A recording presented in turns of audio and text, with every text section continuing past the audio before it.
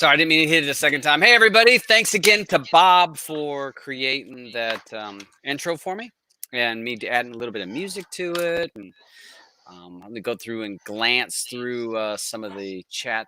Let's see. Gold Rush, he was mentioning the Jitsi software. I messed around with that, but there was a few things I didn't like about it for doing a live show. It didn't have some features, and I can't recall what they were, but there were a few things that I did not like about that Jitsi. But it's a new software. It's free, but they need to work on a few things for me to try to think about doing it for a live show. Down here, Bass, thanks for joining the show over there. Mandy, Ed B, thanks for joining. Michael, Redneck, of course, always here. Eddie Albin, buddy, Brooklyn Cord Cutters, thanks for joining the chat on the side. Tim, so I've kind of caught up on everybody. Well, wait. Nimsy, of course, I see him in the chat on the Truth Diva. Marvin Shinobi. And again, there's Bob saying his intros. Yeah, it was a fun little intro. He created the intro. I looped it and then added some music so that it had a little something extra to it. So thanks for everyone watching Blind's Eye. Thanks. And I would like to thank Nemzzy for joining me on the show today. He'd messaged me 2 weeks ago or last week about joining, but he had some computer problems, so you weren't able to join. And I think you've been on the show a couple times before. So welcome back. Thank you. Yeah, it's been a few times I've been on here when I get a chance.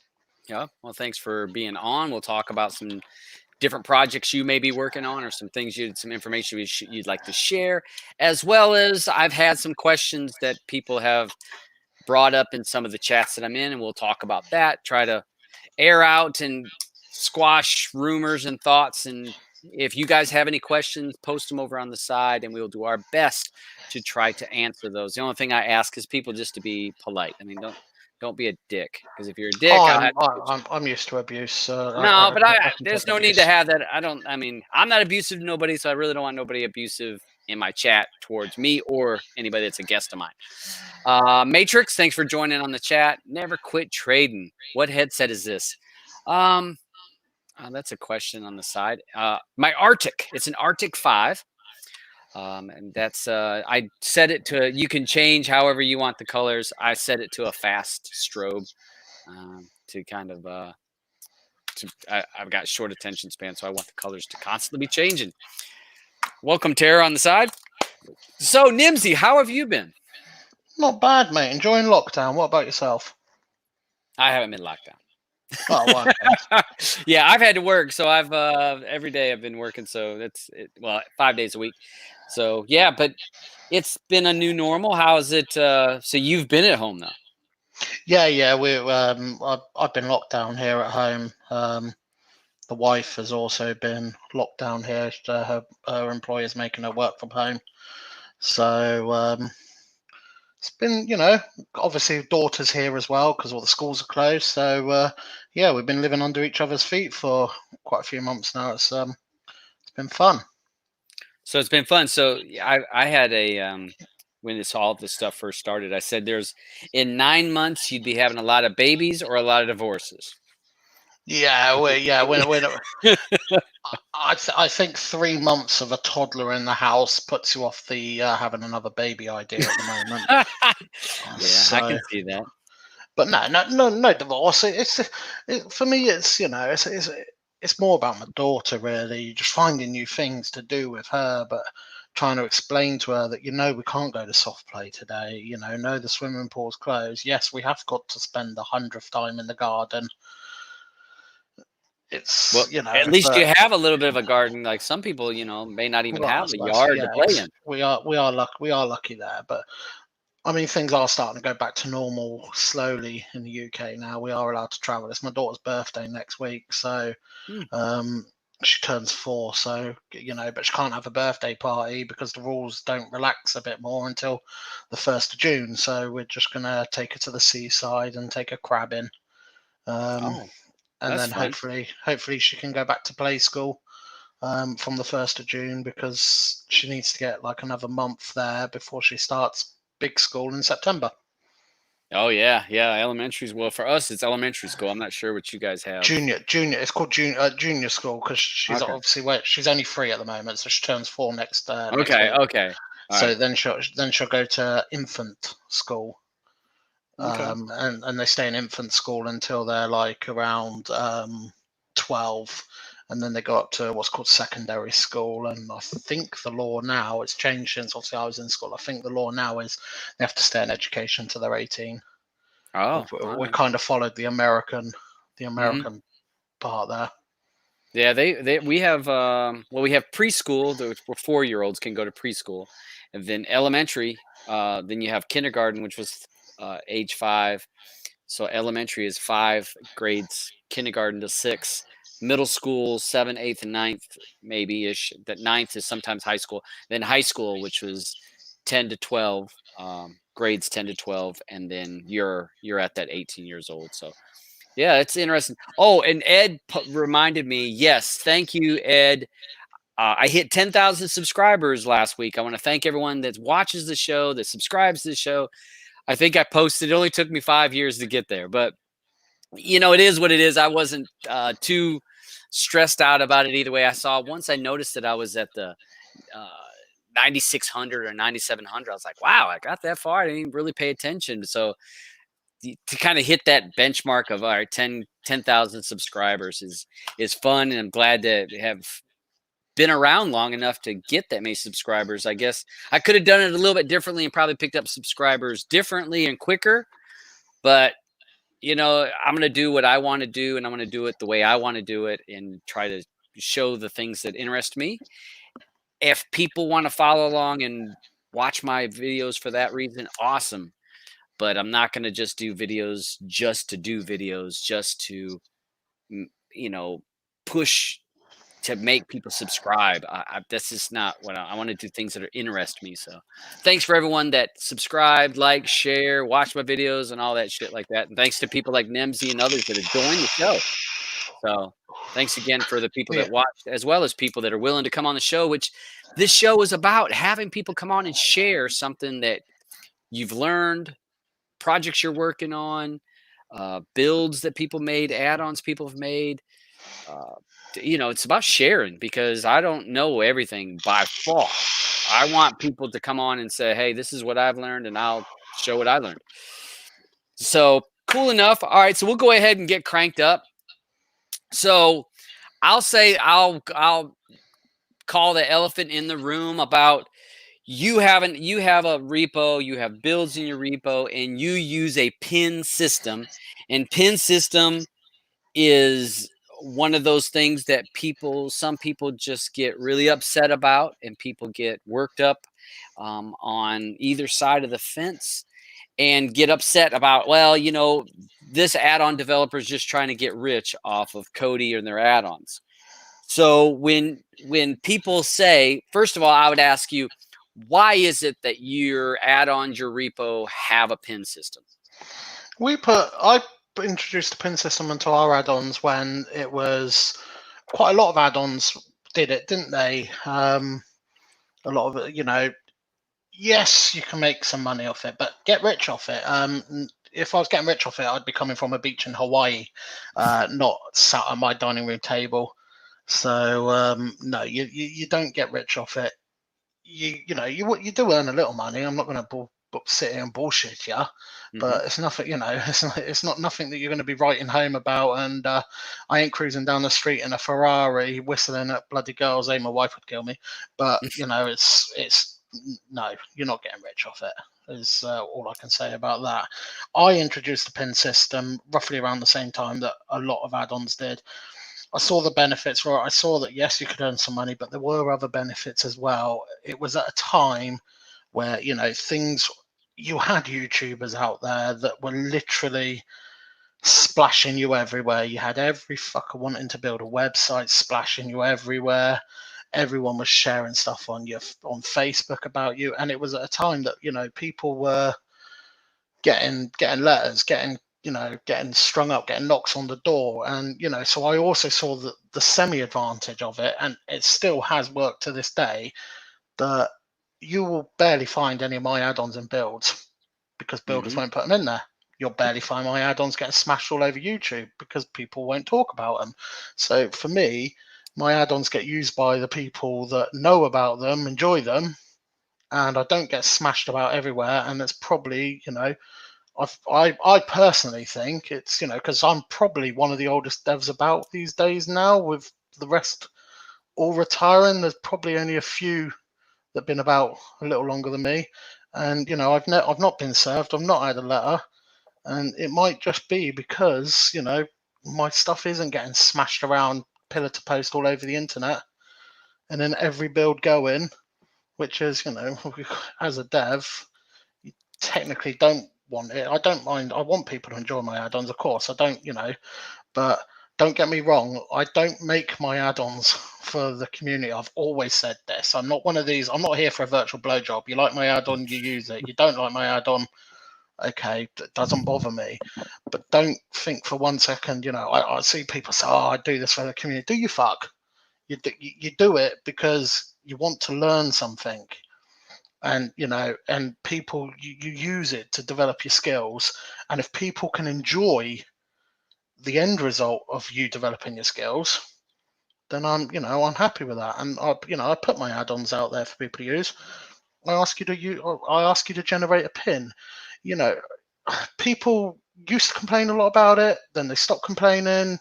Maybe some are complaining again, but in the same argument, these people will then be saying, well, let's go and use this APK, an APK that'll be loaded full of fucking adverts, that they're going to watch an ad before they watch a film, then they'll push back and then they get another ad. And I'm thinking, you're happy to use an APK that's full of ads, but you then won't take 15 seconds to go on my website and, there's a couple of ads there. I've got no pop-ups. I haven't had pop-ups on my website for well over a year, and generate a pin just to get into my add-on. And I've got quite a few out there now, and I still help others behind the scenes as well, other add-ons that are out there. I've done coding work for them if they've asked for my help on that. So, the time that I spend doing it, and then the costs that I have to pay for servers as well, it's, if you can't take 15 seconds to generate a pin, no harm done. Don't use my add-ons. But a lot of people don't mind generating a pin. You say about help people, and I have actually seen where people have put in different groups I'm in that Nims Z has helped them. Again, you're not somebody that is super social. You're not one of those social people that, excuse me, that put yourself out there on all the platforms and in all the social medias. No, if people remember me from 2 years ago, from about 2 years ago, I would argue with any bastard going. No, not you. I was actually going to get to that part too. I would argue with any fucker going, and I had some very high fallings outs. I'm banned by Kodi, I'm blocked by real Debrid. I had massive public fallings out with like Metal Kettle, Goliath, because I was a member of Evolve for a bit, and then obviously we fell out. So yeah, that was me 2 years ago. And then one day I just woke up and thought, I actually don't give a shit what these people think, and why am I even involved in these arguments? So yeah, I took a massive step back. I tweet about maybe like stuff in my life, like politics or bullshit like that, but you won't see me tweet too much stuff about add-ons. I won't tweet, my tweets are limited to what I do on the add-ons. And when I have helped people as well, and people have offered to tweet, there's sometimes, I've turned around and said, no, it's fine, don't, because I'd rather just be in the background now. I do this for me. I don't need to be out there everywhere, because the more I'm out there, I've always said to the wife, the minute, if I get a knock on the door, I get let through the door, that's it, I'm gone. Because I've got a family. And there's another thing, if I was earning fucking shitloads of cash, that wouldn't be my attitude, trust me. Yep. But I've always said to the guys that there are a few people that are obviously close to me that I speak to on a regular basis, that are obviously in my team, Mank, Lord JD, and Noel, who's not long joined us. So, they will see me and can speak to me on a regular basis, but otherwise I will keep myself to myself. But I am always here to help as well. I've never ever said no to anyone. If anyone's ever come to me for help, I've given them. Even Goliath, and everyone knows how much me and Goliath hated each other when he was still on the scene. Yeah. He came to me for help, and I gave him help. So because I started off as a user. I was just a Kodi user. I didn't know my ass from my elbow. Then I started doing some building, and I started having a build. And then I got talking to NJM Soccer, who obviously everyone probably remember that add-on. I was the best for football, I thought, in the time. And, and he was actually linked to Evolve. So then I became a playlister. And then I wanted to learn more. I wasn't satisfied. And so then I started teaching myself Python. Yes, I had help along the way. Echo Coder helped teach me a lot. But then I picked it up, I started learning self-teaching, learning myself. I then started looking into obviously GUI. So I do GUI add-ons now. But I do, like I said, I do like to keep myself to myself these days. I'm too fat and old for fucking public Twitter arguments with fly-by 5-minute devs that aren't even devs. They're forkers or playlisters, or it's just not worth the point. It's not. We all make add-ons, and like I said, I'm not here for a virtual blowjob. I make an add-on. You enjoy my add-on, use it, but I'm not doing it for you guys. I'm doing it to develop my own skills. So I do it because I enjoy it. It's a good break for my mind to just lose myself in hours and hours of coding. And anyone that does actually do coding, it's. I think a lot of people think we just write like a line in a pad saying, "Go to this website, pull this film." The bare code. If you are obviously making an add-on from scratch, the bare code to actually run an add-on there's a lot to do. Yeah. If you look in there.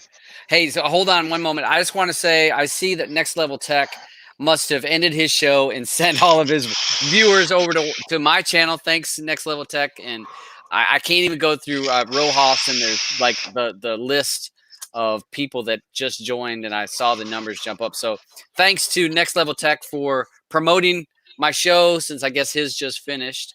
But thanks to all that joined in the show, and we're talking with Nemzzy, who is an add-on developer, has a repo. We're talking about that, and you talk about, and I was going to mention, you said about you had a lot of falling outs with people, and I've been around long enough that with Goliath and some, I remember with Griff and Kara and Thunder and a lot of those big falling out that you had, and a lot of that was publicly, it was private as well as public, because there was a lot of that slamming around.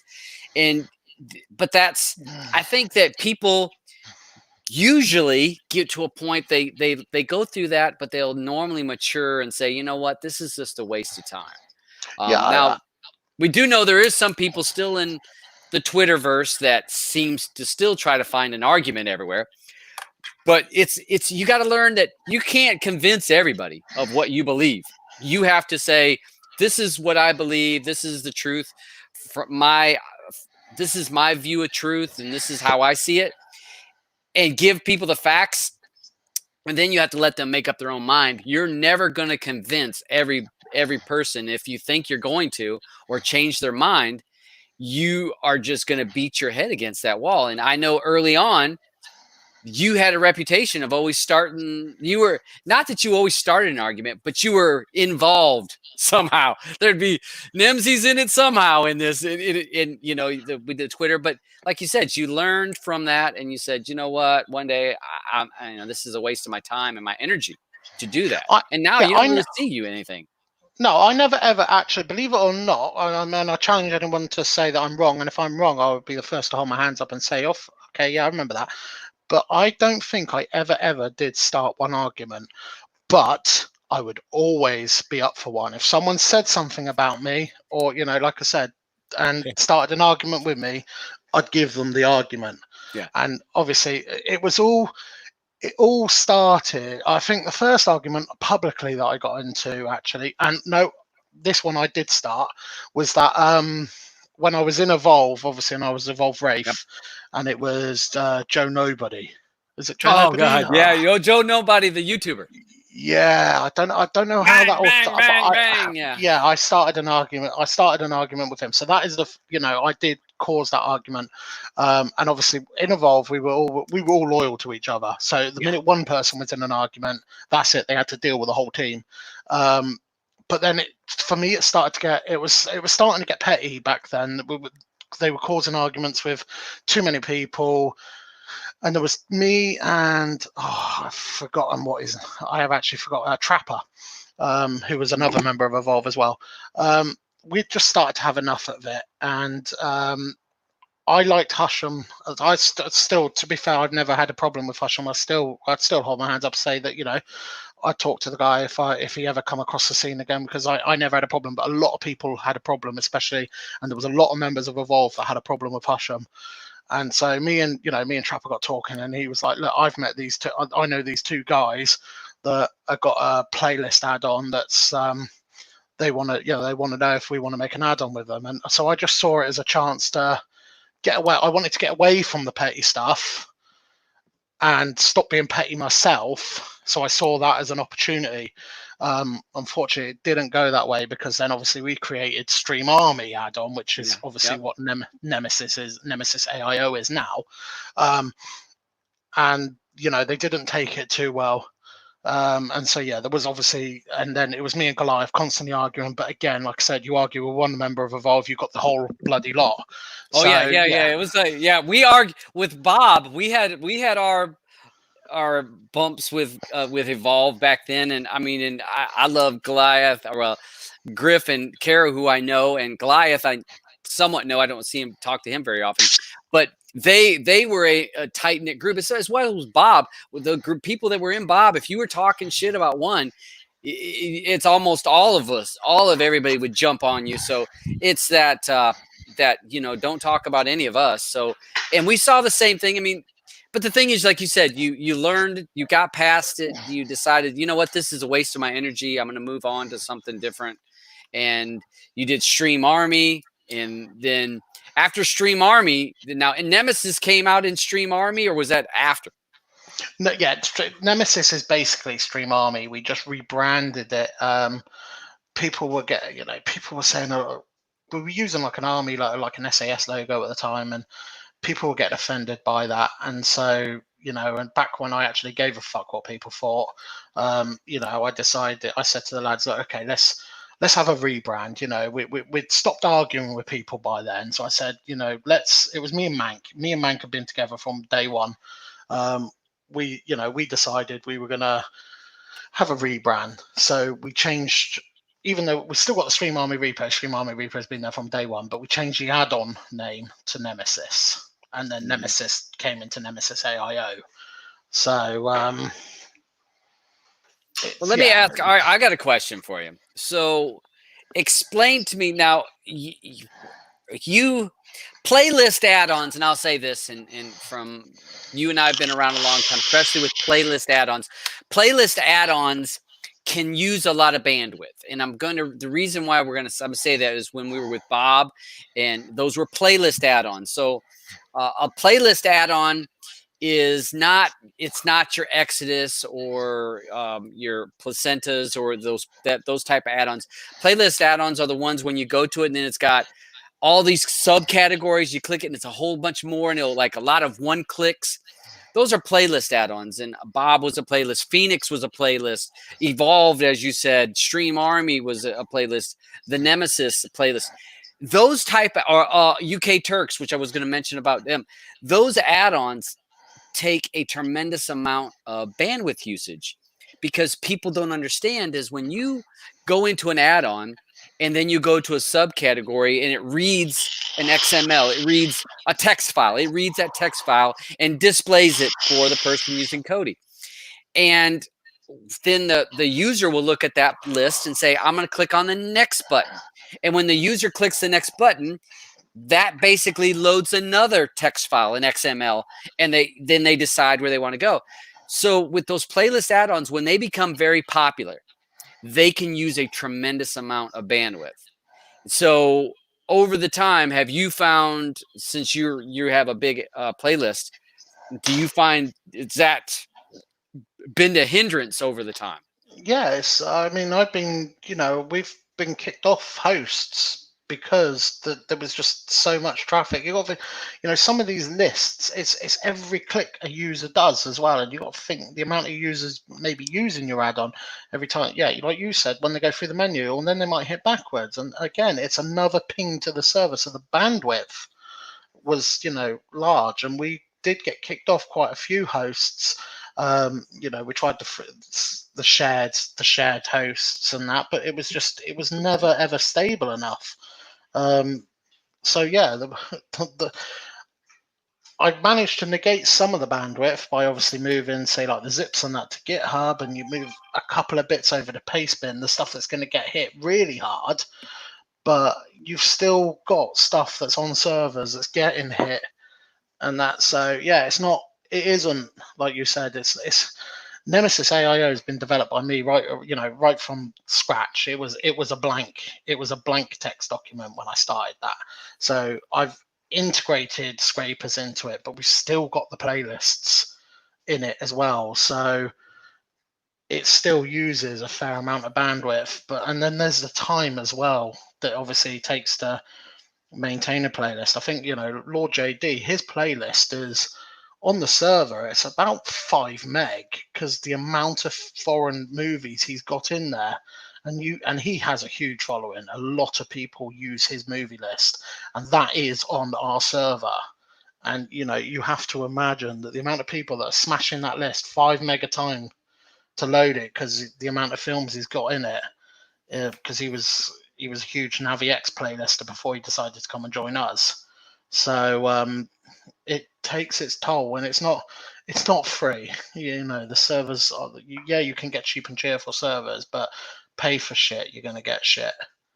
You said, all right, so you said shared, and again, sometimes there are a lot of people that are in the chat will have an understanding how some of this works, and some may not. So shared servers, or having a shared server, is very inexpensive. You're talking $3, $4, $5 a month, or pounds. It's very inexpensive. It can be very cheap. But the thing is that when you're on a shared server, let's say the shared server, basically they'll take and put multiple people on one server. So you don't have a server all to your own. You are sharing that server with several other things. Now, it may be websites, it may be all kinds of stuff. Now, if you're not using a lot of bandwidth, or you're using a moderate amount, there's not going to be a problem. But the problem, as he says, if he's on a shared server and he's popular, he's going to be using all the bandwidth and the resources for that shared server, where there's other customers on that same server. So that ends up being a problem. Whoever the host is sees that and says, hey, Nemzzy, we can't keep you on this shared server because you're using 80 to 85% of the bandwidth in the CPU usage. We can't have you hurting all the other customers because they're all pulling off the same pie.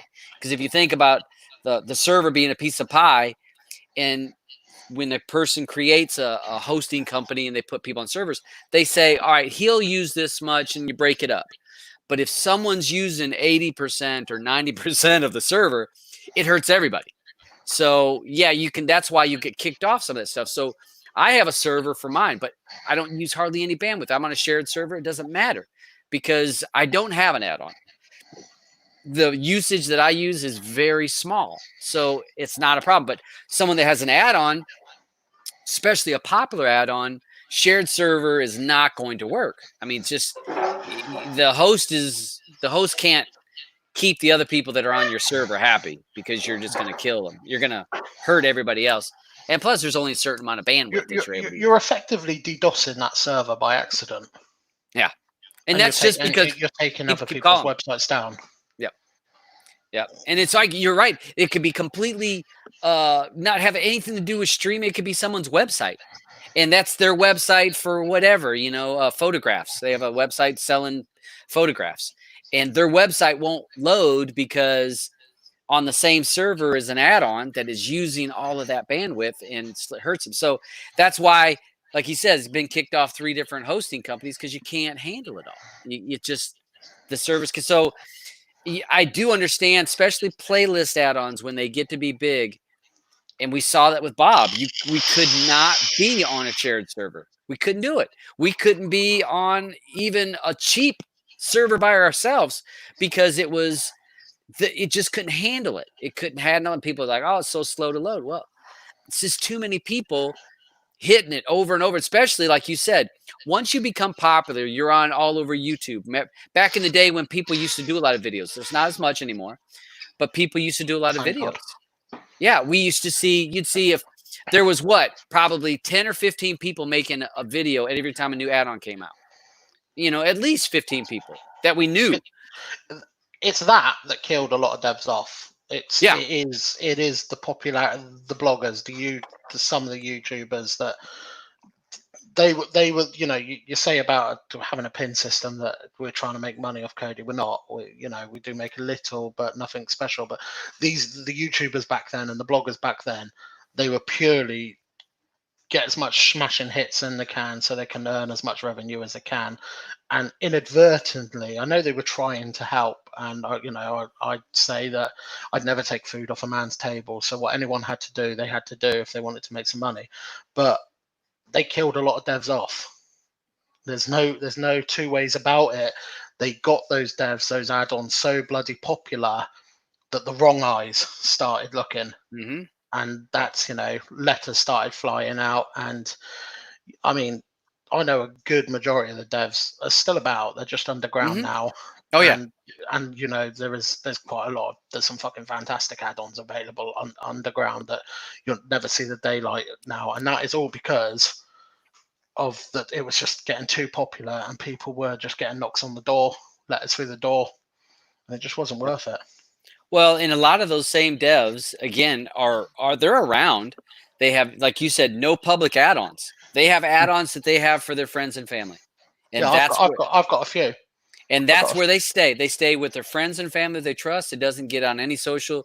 And you'd be amazed on how many of those add-ons are out there. But you'll never hear about them. You'll never see them, and you'll never be in a circle. And I probably won't be in a lot of the circles to get any of those add-ons. And that's fine, because I would rather someone make an add-on that makes them happy, that they get the stuff that they want and them stay safe. The thing about it now is, I think one of the reasons why we don't see all the YouTubers now is YouTube changed their rules about videos in monetizing your videos. I can my videos, 90% of them, I get limited to no ads are allowed on my videos because of I've been flagged as someone that broadcasts about Kodi or streaming or whatever. So most of my videos, they'll say limited or no ads allowed, which is fine. But that's why there's not a lot of YouTubers doing this anymore, because they were here for one reason.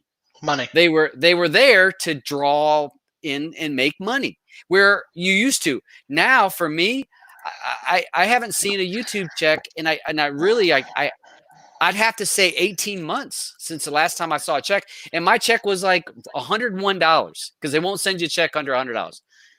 It's got to be over 18 months. I don't even remember it when I got it. So I don't even pay attention to it now. It's just like, oh, I'll get it probably next year sometime. But because I do it because I want to do it. The people that were doing it because they were making a living off of it, like you said, were pushing those videos and pushing those add-ons. Those people are gone because either they got in trouble by YouTube, or their channel got taken down, or they were making no money. Yeah. And once they were making no money, they were done. Yeah, and I've got no issue that people made money from the add-ons. I've got no, like I said, I wouldn't take it. Man's going to do what he's got to do to put food on his family's table. So I never ever cared about that. I just saying the inadvertent side effect of it was, they killed the scene, sort of. I mean, the scene's still alive, yes, but I don't want to offend anyone here, but the scene is a hell of a lot different to what it was 2-3 years ago. Now, 2-3 years ago, you had so much original content, new stuff coming out. To me, as a dev that's been around now for quite a while, to me, all I see is, oh, look, it's another fork. It's got a bit of different artwork, maybe a couple of other scrapers here and there, but it's pretty much the same fucking thing as those other 10. I mean, that shadow add-on, I like the ingenuity of that. That's the first time, and I'll be open and honest. That's the first time I've actually looked at something and thought, wow, okay, finally something new. Yeah, something original. Yeah, and he's trying to do something new, and I've talked about it on the show. He worked on the Destiny add-on, which I will say one of the cool things about Destiny add-on, it had the trailers that would play while it was scraping. He did a lot of that, and then he kind of got bored with that project and went away. He was gone for a while and came back with Shadow. And is Shadow perfect? No, Shadow is not perfect. But Shadow is definitely new and it's fresh, and he is working all the time. And in the Telegram group, if someone posts an issue, he is there all the time looking at what those bugs are or those issues. And if it's something he can fix, he fixes it.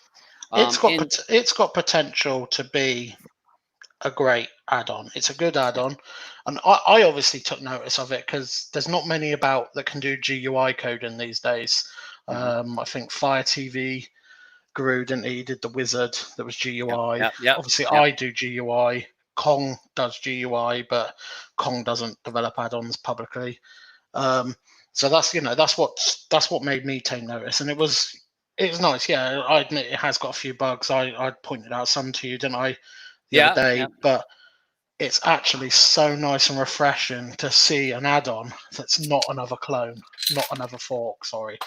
Yeah, I got you. And the thing is that when we've talked, and I was a promoter of Gen for a long time, and there was nothing wrong. That was trying when Mid wrote that to try to take it down a different direction, and he wrote that code. The downside of that was he was only able to work on Gen for 3 months, 4 months before he got his letter. And once he got his letter, he's like, I'm done. Just like you. He got someone knocking on his door. He says that's it for me. I'm not going to continue to do this. It's not worth it, because he was making zero money. And so the problem with that is that the development, for the most part, really became very stagnated. Now, there's been some people that have made some changes. I know Muad'Dib did some stuff. I know Tony has done some stuff. Different people have added some code, but it was more of like, hey, here's a new template we're going to work with. And there was time that things were going to be changed on it, but those things stopped. So you're right about new add-ons. We don't have, when you talk about 3 years back, we're talking about the amount of people that knew Python coding was a whole lot. And so you had a lot more people, in some of the other groups that we're in that are small, that where these people have went off quietly, they can still do all that stuff, but they're not doing anything publicly. And to be fair, you have to. It's my still go-to. Obviously, I'm in contact with quite a lot of them. I'm in these groups, and it is, I'm by no way near an expert. I think I'm quite good at it these days, but there are times that I will go to people that are a lot better than me, and they'll give the answer, and you've lost those people in the public domain because it's just, that's how it is. I mean, it's good for me. It's good for, I've still got access to it, but the public lost that sort of access to it because it was too popular, too many knocks on the doors. Yeah. And you know what, to be honest, do I get to see what I want to see when I'm able to see it? Yes.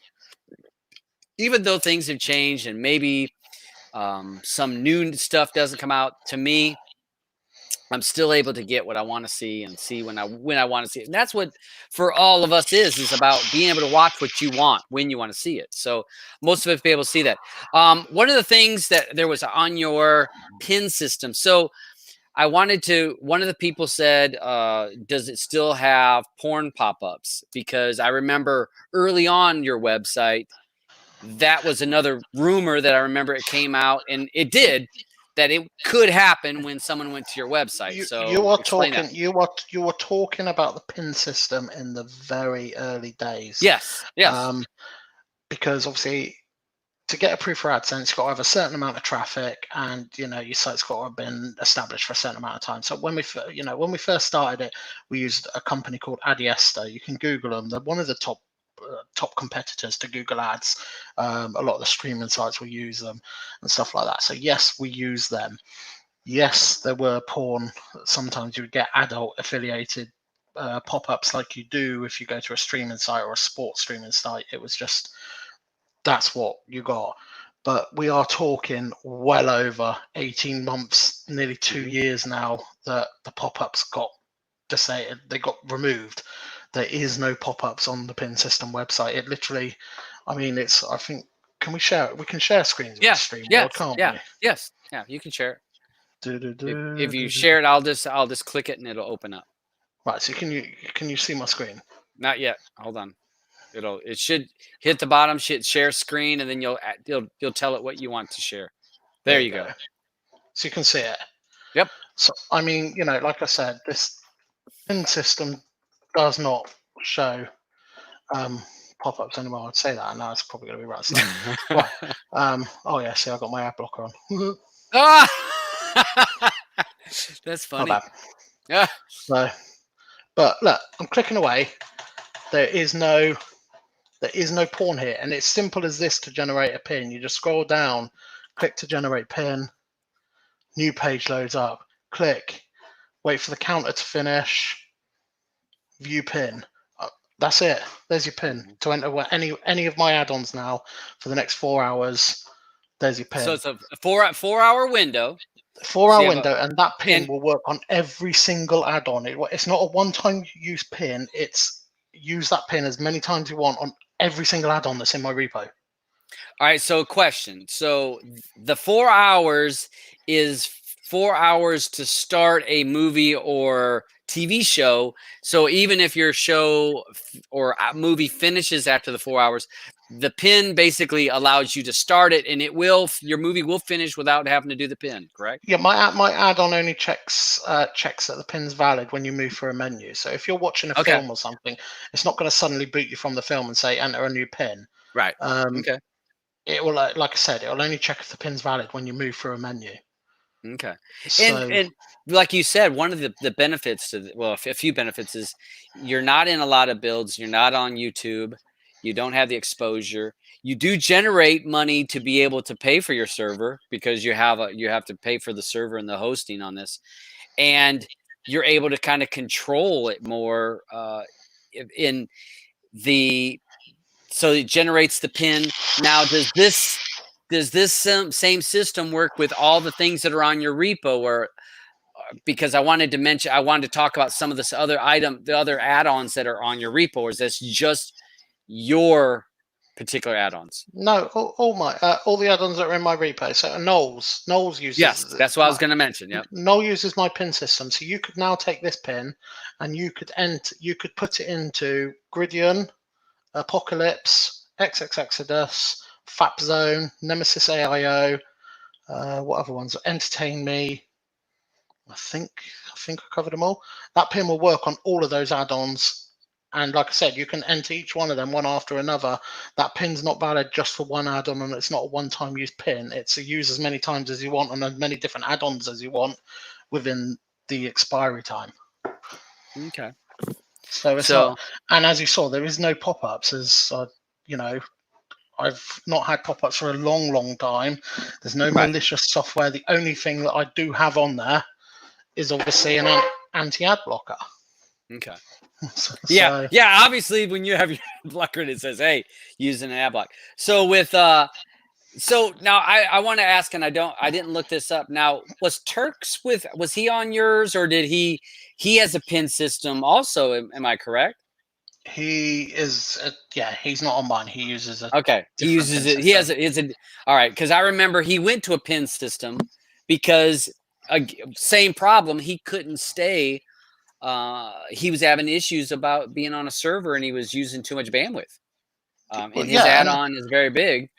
And like I said, and the original argument is there is that, and it's also, like I said, why people are quite happy to use APKs and look at ads. So why can't you take 50? You saw how quick I got a pin then. It's not like I'm asking you your bloody height, weight, bra size, and what you ate for fucking breakfast. It literally takes 10 seconds to go and get one. That's all I'm asking you. Mm-hmm. And I take hours sometimes fixing stuff or making new stuff. So, if you can't give me 10 seconds of your time, then I'm not going to hold it against you. Just find another add-on. Yeah. And that's about choices. We have plenty of choices. Hello, Blue. She's got mic muted. Hey. Well, there you go. Welcome. Well, hey, thanks for having me. Yeah, well, I'll make room for you. So yeah, again, this is about choices, and I won't knock someone that wants to use an APK. I don't really like an APK, so yeah, I'm not going to knock people that want to use a pin system. That's a choice that you have. Again, we have a lot of choices. You don't have to use the Debrid servers. Some people complain about Debrid services. You don't have to. You don't have to use it. Now there's benefits and then there's a cost to it. You decide what you want to use. I know for me, for my personal choices on it, but my choice may not work for somebody else. So yeah, we have to, you got to decide for yourself what works. Yeah, I'm not. It's not like I'm holding you ransom. It's not like I'm making my add-ons hijack a build or something and making you enter a pin. You choose whether you install my add-ons or not, and then, like I said, if you're happy to put a pin in, then use them. Personally, I still use Kodi, and I do use my private add-ons a lot.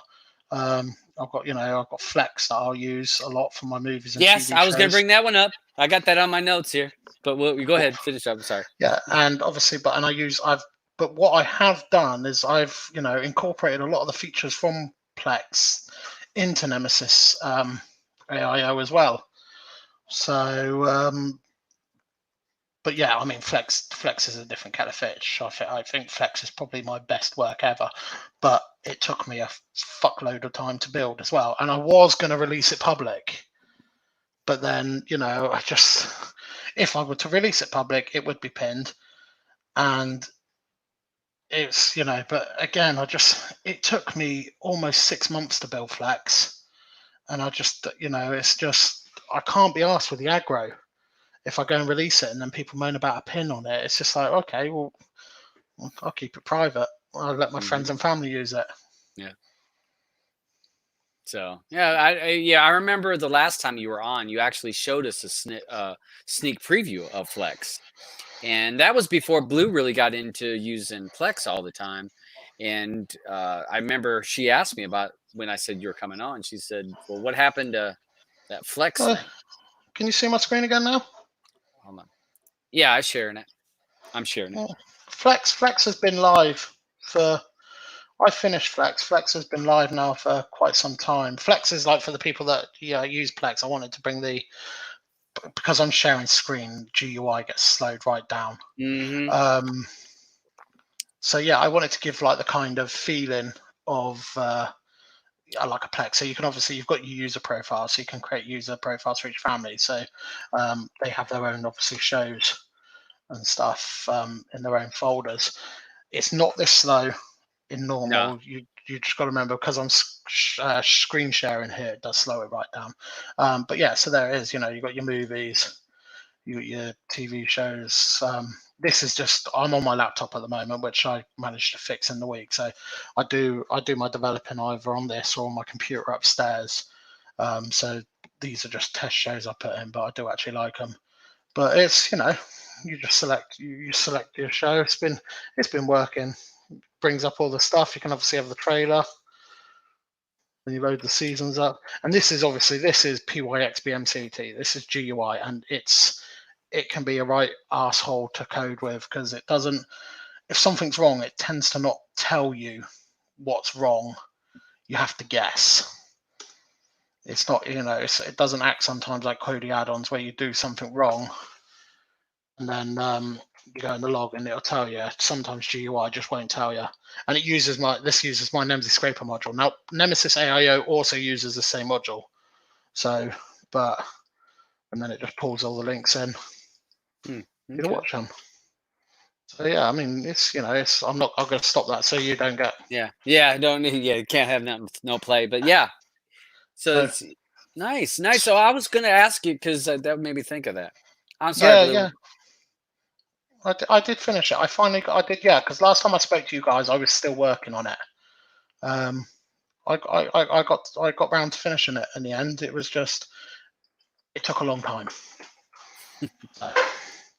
Nemesis, like I said, I've even introduced GUI into Nemesis AIO now as well. That's which can be a nightmare. Oh, there you go. So I've got to go and get that bloody pin now. I think I generated one. Did I save it? Oh, yeah. I didn't save it though. So, if you use Nemesis, I can't be asked to do it at the moment. If you use Nemesis AIO, you can use that to scrape movies and TV shows now as well. You'll see that I've introduced GUI into Nemesis AIO as well. So it's all good. I'll ask you the question. I enjoyed it. Hey, Hun, did you have a question? I'm sorry that we. No, just where to get it. Did you talk about that already? I haven't posted. I never released it public. And, however, I'm happy if you would like a copy for yourself, Blue. I am happy to share it with you. I would love to try it out. So yes, this is I have run across the bottom. For Nimzzy's repo, that's the URL. I'll post that. I'm gonna let that run for a second, and I want to ask you a question. So, Kodi Phillips Hue, what is that? I was looking through your repo and I saw that. I never made that add-on. I just fixed it for Kodi 18. It used to work in 17. It didn't work in 18. So Lee TV, the YouTuber, actually approached me and said, "Look, can you get this to work, please?" What it is if you have Kodi Hue lighting and obviously the Kodi Hue Smart Bridge, this add-on will automatically, when you start playing a movie in Kodi, it will automatically dim your lights for you, like in a cinema. Okay. And then if you pause the movie, your lights will then slowly brighten up and that. So it gives you the cinema experience, basically. So that is what that add-on is. Okay. Yeah, I saw that in there. I wasn't sure exactly what it was. I wasn't sure if it was the Philip Hue system that they have for the backs of TVs now, the LEDs. Like Blue has one where the back of the behind the screen has the LED lighting, and I know. Yeah, I love it. Fire TV, is that my speed test? Which speed test are you on about, bud? This one down here? I think this is the one out of the official. Oh, you can't see on my screen. No, I'm pretty sure this is the official one out of the Kodi repo. I need to find out who made a speed tester. I think I have used yours though, or I don't know whether it is yours. Who done the GUI wizard? I've been trying to track. Fire Guru did. That is yours, right? So I need to, because I've made a GUI add-on again, and I nicked parts of it. I didn't take the whole part, but I did fork part of the. I turned it into a basic one, not a GUI one. I think you made it so it returns a GUI result. I think he did. Saved me having to write a whole new one, but I couldn't find the credits. So I put in the credits file, "Thank you to whoever made it." I'm trying to locate who it is. So, but at least I know who made it. But I did use a speed tester from somewhere recently, just to do something that I was doing. All right, so we got that was, I remember because it was in his wizard also. So you got Noel Nation, which I will say Noel Nation had a lot of there for sports for a long time. It was it had some best add-on for sports in direct links. It's direct links, and he had them in there. So he's in there with the pin system too. Yeah, Gridian, he approached me. He was using the Gen template, but Noel's one of those that he wanted to develop his skills. He wanted to try new things. So he approached me, and he, again, like I said, I'll help anyone out. And it literally started. He just approached me and said, "Could you help me make a new base code for my add-on? Because I want to implement this, that, and the other into it, and I don't know how to do the gen stuff too well." And I said, "Yeah." And so I helped the guy out. And yes, he uses my pin. He does use my pin system. He asked to, and I said, "Yeah." And but it's still, even if he wasn't using my pin system, it was. I heard a lot about his add-on anyway, and still to this day, when there's live pay-per-view on and that, I'll use his add-on for it. Yeah. He does a good job. I mean, he did a good job for a long time ago. Tolsta asks about the Nemzzy's all-in-one, which was the Nemesis. It's Nemesis AIO add-on. Does it need a pin? Yes, a pin. Yes, anything that is in his repo that you see in there will need a pin code. So just be aware that if you're going to use some of those add-ons, they will need a pin, and a pin is for 4 hours. That is going through the menu. So if you loaded a menu and then you went and fixed dinner and the menu never closed, I guess you could go back there and load the movie, and if it was past 4 hours. But the 4 hours is from the time that you load a menu. So you have 4 hours of browsing all through the add-on and starting your movie. Once a movie starts, it will finish all the way through, and then if it's past the 4 hours and you start going through the menu, then that's when it's going to need another pin. Yeah, the 4 hours starts from the minute the pin's generated, because this is another problem I faced right at the beginning as well. Everyone was saying, oh, you must be tracking IPs. No, I'm not. My website generates a pin and it enters that pin into a MySQL database. Then my add-ons connect to an API, and all they do is they basically say, is this pin valid? The API says yes or no. There is no tracking of anything. There's no pin lock of anything. So yeah, so the pin becomes valid the minute it shows to you on the screen on the website, and then that's valid for 4 hours. But like I said, it doesn't mean that if in 3 hours and 50 minutes you decide that you're going to watch a film, you don't need to go and get a new pin. It's not going to get 10 minutes into the film and say, right, off you go now, you need a new pin. It doesn't work like that. I'm not hooking into the system files of Kodi or anything like that. I'm not performing sleep functions to be checking at a repetitive time that the pin's valid. It will only check the pin when you browse through a menu. So if you're watching a film and the pin expires while you're watching the film, your film's not suddenly just going to cut off. Yeah. So, and I see Fire Guru also said no problem about, use what you need to. One of the other things, and we talked about this on some of the other Real Debrid. I talk about this with if someone has the Debrid service, premiumize all Debrid, whichever Debrid service you use, is put that on your phone to put the website on your phone and have it as a bookmark. So you bookmark it on your phone in the browser, and then when I show people how to do Real Debrid, I show them how to do it on their phone. If they need to authorize on their device, it pulls it up saying, here's your code. Let me reauthorize Real Debrid or premiumize, whatever it is. They can hit it right on their phone and they're able to look at it.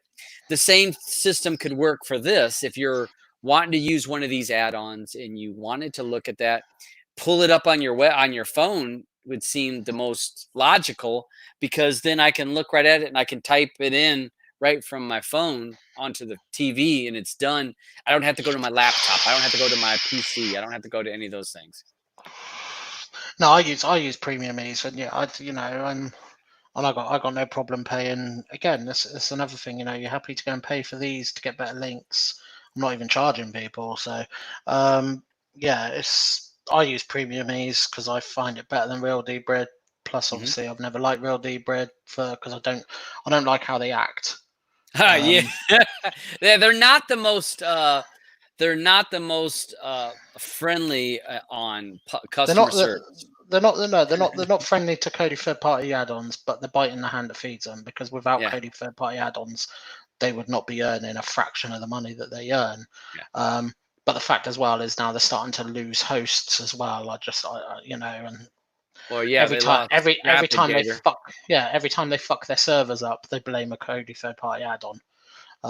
So it's I switched over to Premium Ease, and I find it a lot. I just find it better. I have both. I bought the last one when I bought Premium was when they had it on special about a month ago for 2 years was $99, I think, for me. So I'm thinking that's $50 a year. I'm paying $38 for Real Debrid, so I have both. And to me, I always like to have, for me, I'm not paying a cable bill every month, so it's worth it. Exactly. So So DVD says, "Who's smoking herbs?"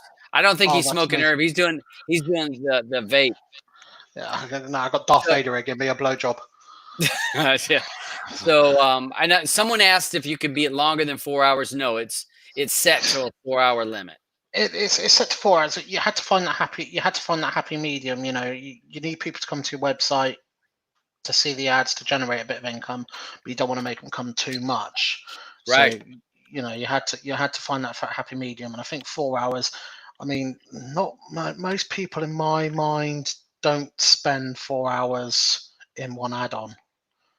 So yeah, not unless you. I mean, the only time I find unless you're in lockdown, binging or binging, like if I do a binge of TV shows, and I know Blue, Blue will sit there for, you know, if she's working from home, she'll have that thing going all day long from all one day show long. to another.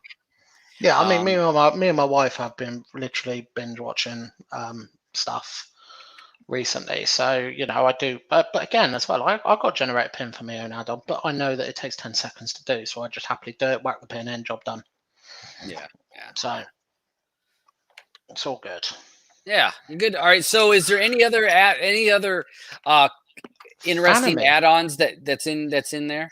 Fanemy is the first add-on because about 6 months ago, I took the decision that any add-on I made, I wasn't going to release public anymore. Plex being that one, and then after that, I've made a sports add-on which I've kept private and that. But Fanemy, I was begged by Lord JD because there isn't. I mean, correct me, I might be wrong here, but I don't think there's a decent anime add-on about. And so Lord JD was bugging me for months to make an anime add-on. So yes, I actually did release a new one about 3 weeks ago now, Fanemy. Which so that is public, and that is full of anime content. Only updated it again the other day. So that's the newest add-on and probably the last public add-on you'll see from me. I'll keep all my add-ons maintained, but yeah, I released that because Lord JD asked me, and I think quite a lot of people are enjoying that one. And I have been told, I do not pay attention, but I have been told it did reach high up some charts not so long ago. I hadn't even looked. Someone asked the question. Was it Bob? Yeah, Bob asked. That's the URL for the pin system. So that would be if you used the stuff off of Nimzzy's repo. This is the URL that you'd want on your phone or whatever your laptop if you want to go via that way. The add-ons give you the URL as well. As soon as you go in, they just say, please visit this URL to generate a pin. And like I said, you're not going to get, there's no pop-ups. You're not going to get viruses, even though people used to spread those rumors. And it's still, like I said, people still believe that those rumors are true. And it was all started by Mitch's tube. I don't know what the fuck was going on with that boy, but yeah, he started the rumor and a couple of people believed it. And it's still, like I said, I still see people comment saying, "Oh, that's full of adult porn pop-ups and malicious hijacking ads and that." And I'm like, it's not, and it hasn't been for a long, long time. And it wasn't even in the first place. Yes, there was adult ads, but there was never. I think he made quite serious accusations, didn't he? He said, he actually went as far as saying I was targeting Americans only. Yes. And he had quite a few. He had quite a few. He had a wild imaginations. Yeah, So, but no, there's nothing on my website that's going to hurt you or anything like that. So, the Gypsy says it's Nems Vader. Yeah, sorry. I am vaping, and I'm actually because I'm holding out because the ISS is due to go over. In another 30 minutes, and it's real clear skies outside. So I'm going to go and watch it in a bit. And plus you have to watch the TV show with your wife. Yeah, I think she might have gone off to bed. I'm not sure. Yeah, because they were supposed to be watching the show. And what show was that? Because I said the show that you guys have been binging. Dead. It's called Dead to Me. Yeah, it's an American Netflix one. It's just season 2. We've just finishing off season 2 now. It's something that she found out about. It's a bit. It's about a woman that basically her husband's killed in a hit and run, and then she makes friend with another woman, and there's like loads of twists and turns, and it's a bit comedy in it, and a bit of, you know, it's like, it's so cringy sometimes. You're looking at it like, how unlucky can one person be? Or it's interesting to watch, and each episode's only half-hour long as well. So it's, you know, it's one of the shows that I do because me and my wife don't like too much of the same sort of TV as each other. So, you know, it's nice when we find a show that we both actually enjoy to watch. Yeah. Well, that's the same thing when Blue and I are trying to watch a show together. The things that I'm interested in, it's not always what she would watch. I mean, but, you know. Well, but I'm nice, and I usually suck it up and watch it with you anyway. You do. You're and so sometimes sweet. I end up liking it, like RuPaul's Drag Race. I desperately tried to get my wife to watch Game of Thrones, but she has a fear of midgets. Oh, So fear of her. Poor Peter Dinklage.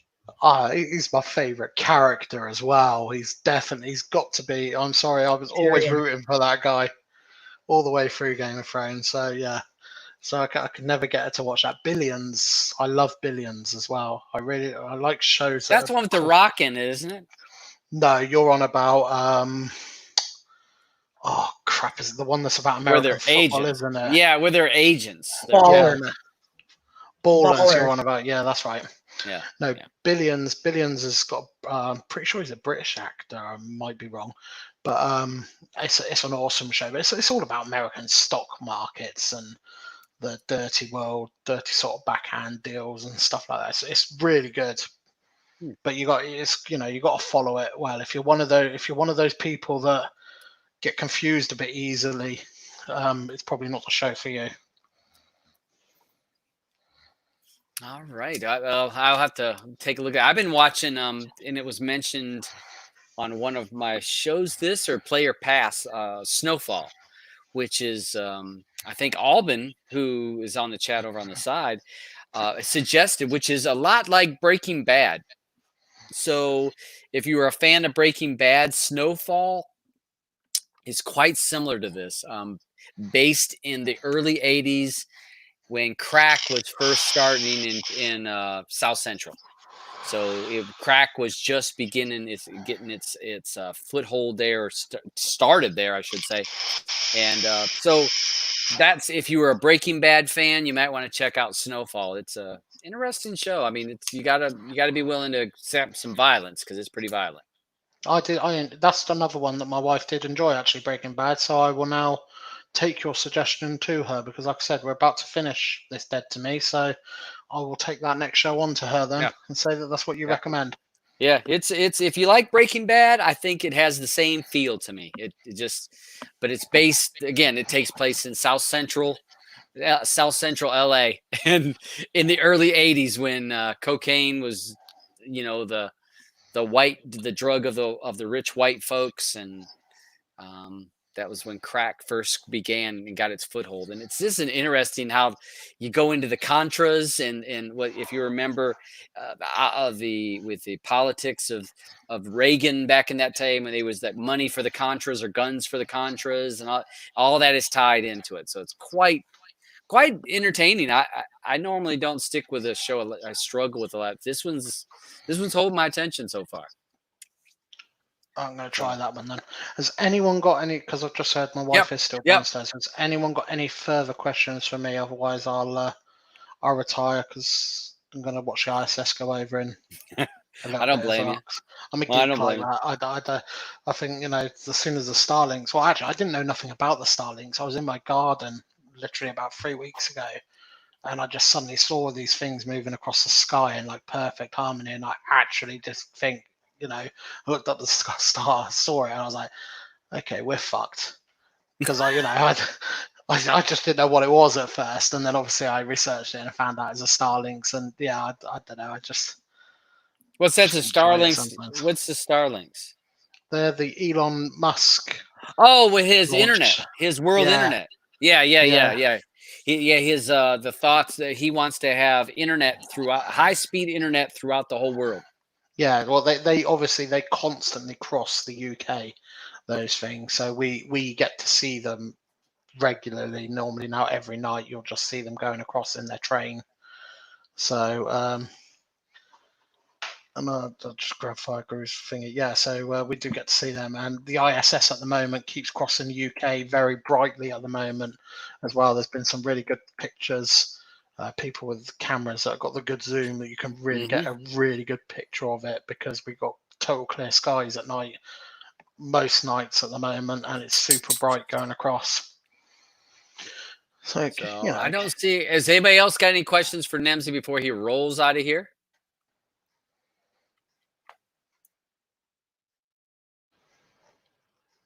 Hopefully I've alleviated some things, so, you know, dispelled some rumors about my pin system. Yes. And again, like I said, you don't have to use my add-on. Don't use it if you don't want to use generator pin. I'm not forcing you, but go and try it out. Try Nemesis AIO out, because I mean it's a popular add-on anyway. A lot of you might not have heard of it if you're new to the scene, because luckily, you know, it doesn't get smashed in loads of builds and all that, and you know, but I'm kind of thankful for that, because it also doesn't get the wrong eyes looking at me. So, but you know, it's got a heck of a lot of content in there, and I think only Turks, again, someone might be able to correct me if I'm wrong, but I think the only add-on that is now currently out that is older than Nemesis AIO, as I would say, is Turks. Wait a minute. Some people are still using Genesis, so does that count if they're still using Genesis from? Okay, the only maintained add-on. Yeah, because there are people that it's like, I've been using Genesis. It's not working very well. Well, what the hell are you doing? What are you doing? People get their thing, don't they? They have something that they like, and they will tend to. They'll stick to it. You're right. And that's the last one. Okay, so that's all we got. That's got there. I'm going to roll on to the next subject, and I've got your URL. I put your repo in the show notes, Nemzzy. So if anybody needs to know that, they can look in that. They can also find you on Twitter. You can find me on Twitter, but I tend to not engage too much on Twitter. If you want to talk to me, Telegram's the best. And it's, I believe, I'm just going to double check because I forget all the time, but I'm pretty sure it's at Nemzzy on, at Nemzzy. Okay, on Telegram. If there's people that want help with anything, I'll happily help people. But yeah, don't message to abuse me, because I just block you. I'm too big, fat, and old for that now. I'm a father. I ain't got time for that shit. I take enough abuse off my daughter during the day. I don't need it. I mean, spare time. Blue, hit me on Telegram as well, and I'll get you sorted with Plex. I will, for sure. Thank you. So, and you, Debrid, as well, if you want. You know, I'm quite happy. I just don't want to put it out there. No, I don't blame you. I mean, again, there's been people that have like you had said, there's so many people that have add-ons out there right now that nobody knows about. And that's what they want. They don't want nobody to know about them. They make it for them, their family, and their friends, and that's all the people they want to share it, and that's fine. I'll be interested to see. I mean, I haven't done a lot of research on it, so I'm only going by what rumor mills I've heard. But as far as my knowledge is, what I've heard is Kodi 19's upgrading to Python 3, isn't it? Yes. Yeah. That's going to kill a lot of add-ons. Yeah. I don't know anybody. Saren is the only one that I've seen that posted that he's already ready for 19. Yeah. See, I'm not. I'll be honest, but I will update my add-ons for 19. But yeah, it'd be interesting that is going to kill a lot of add-ons when 19 drops. So when it does drop, don't all rush to update it. Yeah. Lucky. The name of that was Fanime, wasn't it, Nemzzy? It was in your repo. Fanime is in my the anime Fanime is in my repo. Just anime with an F in the beginning. Yeah, basically, just played on it. You know, fan anime. Yeah, sometimes I get bored and can't think of decent names, and I just come up with some random shit. Yeah, I don't blame you. All right, so that's Lucky. That's what that is. So if you want to go there, go to the repo, install it, check it out, see if it fits your needs. It will. He's an anime freak, just like me. Thank you again, Nemzzy, for joining, and thanks for messaging me. And just like Nemzzy, you and I have known each other for quite a while now.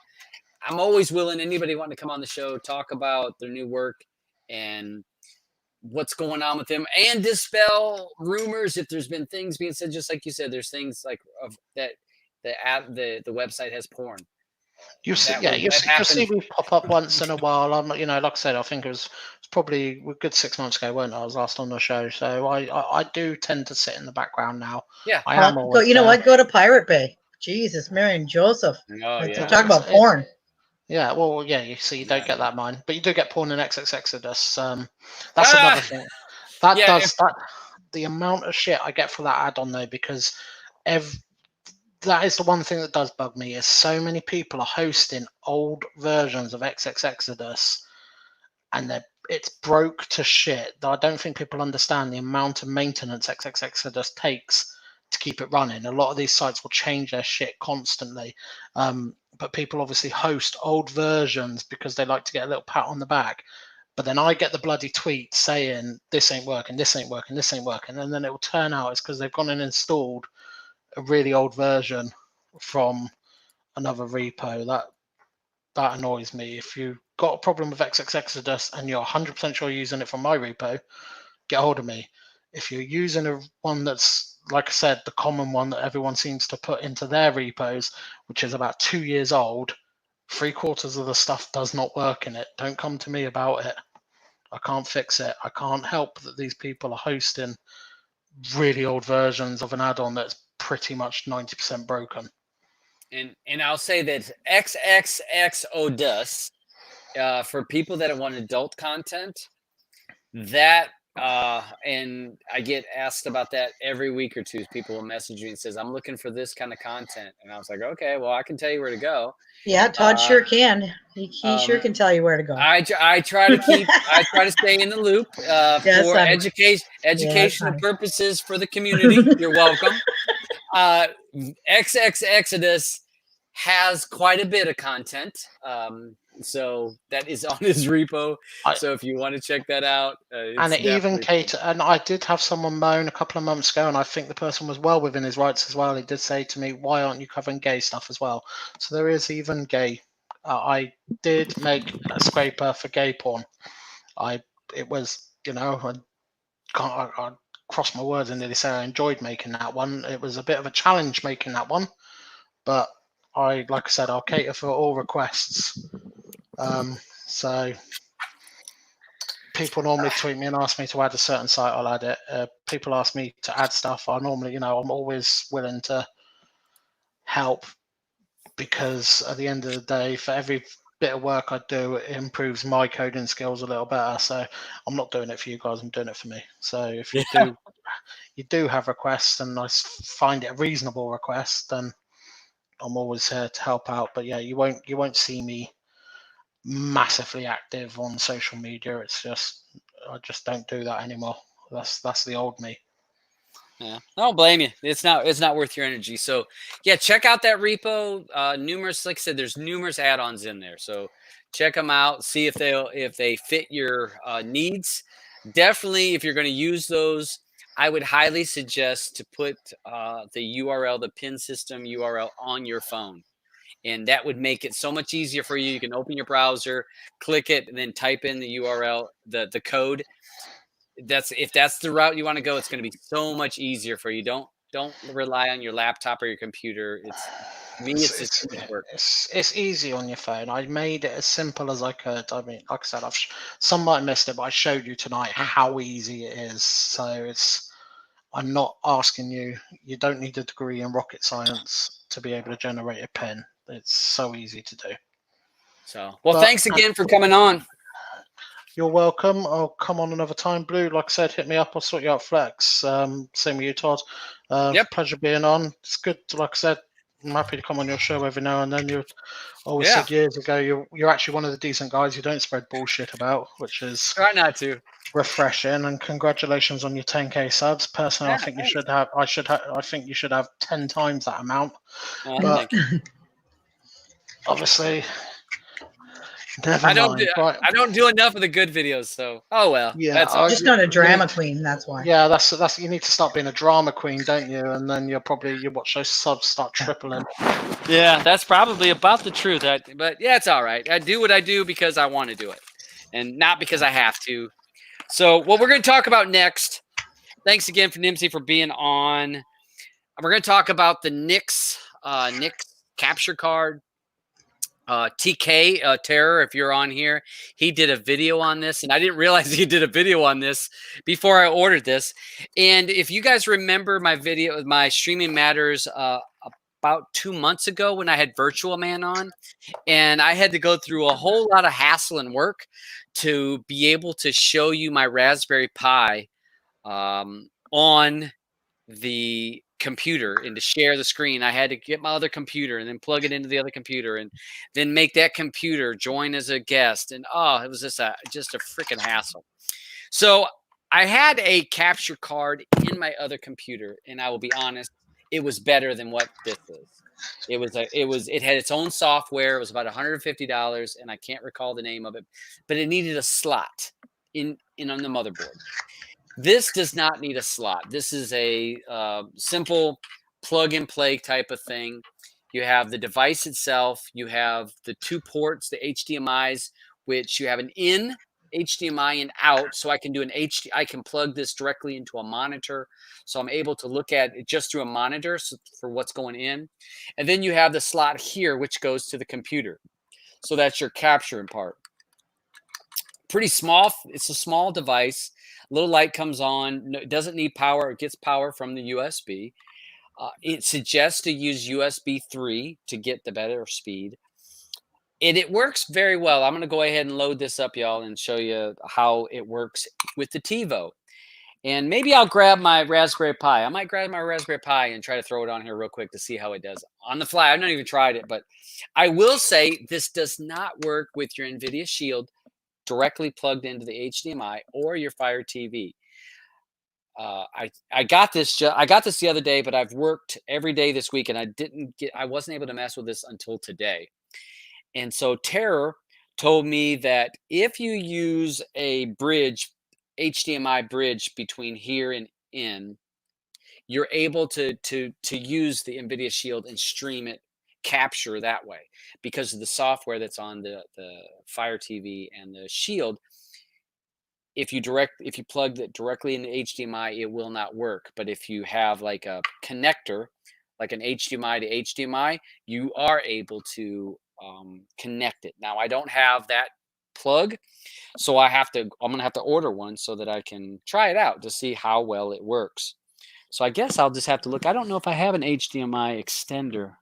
That'll be something for me to look this week to see if I have just an HDMI extender to see if I'm able to try it, because I tried it with my Fire TV and my NVIDIA Shield just a little while ago. So if you're looking to capture Android, and I know some YouTubers like to do that and show Android on their shows, this is what they'd want to use. One of the pluses of this is that it's cheap. This was $100 for me. So inexpensive. Downside, I can't do the Shield or the Fire TV directly into the device. And I didn't like that it didn't come with software.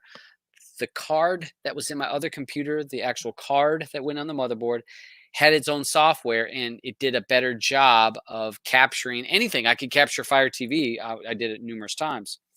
So that's a downside of this. So you have to decide what works best. But I'm going to go ahead and give me a second here, and I'm going to load this up. I'm going to plug it into my USB 3 slot.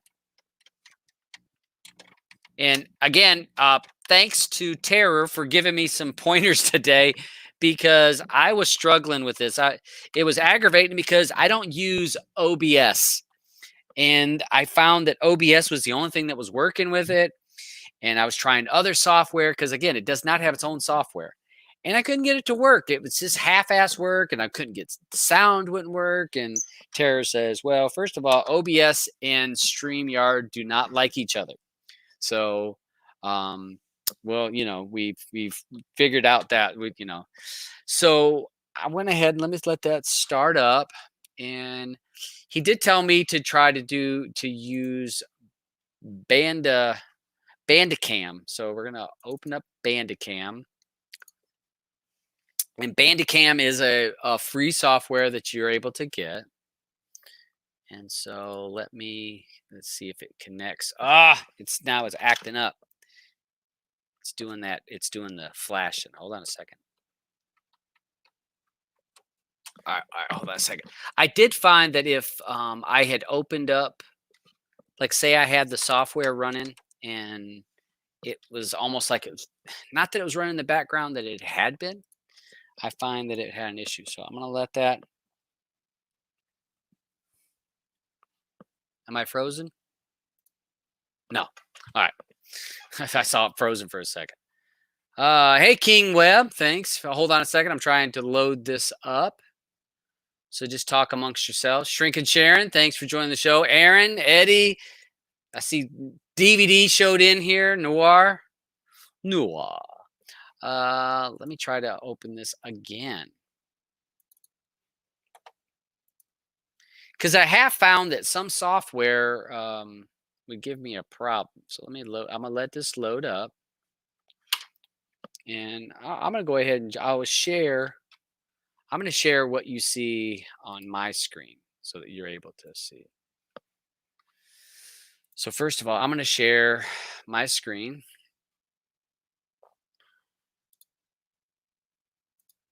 So you're gonna see what I'm seeing. So here we go. This is the Bandicam software. Give this a second. I'm gonna go over here to gaming. And let's click on the HDMI and see if it actually works. Okay, now it's asking me what device, and I'm wanting to choose the FHD capture. All right, so we're gonna leave that. I think the only thing I had to also do was to change the audio to the FHD capture, so it's using the audio from that. Fingers crossed. There we go. Yes. Okay. Yeah.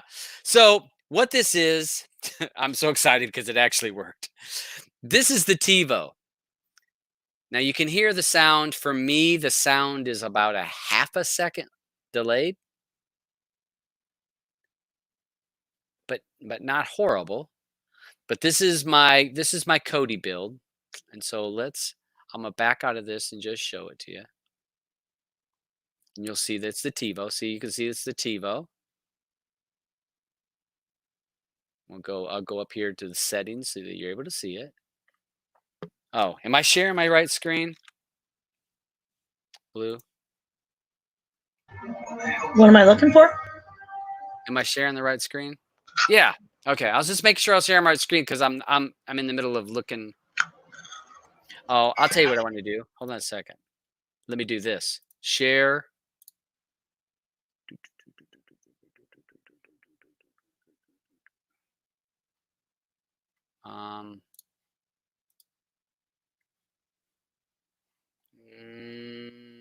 That's not right.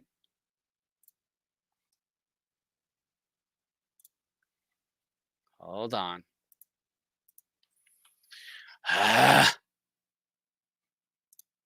See, now it's not seeing it.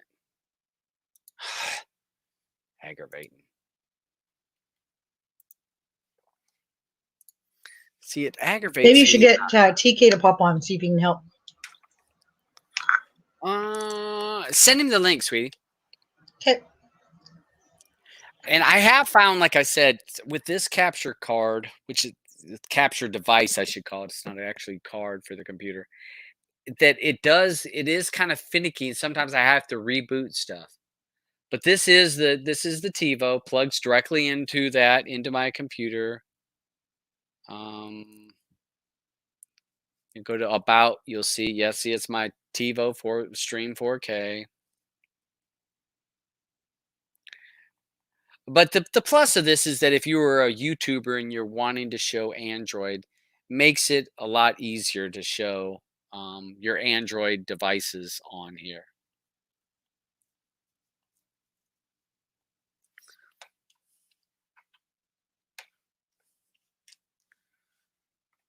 Let me see. Let me back out of here for a second.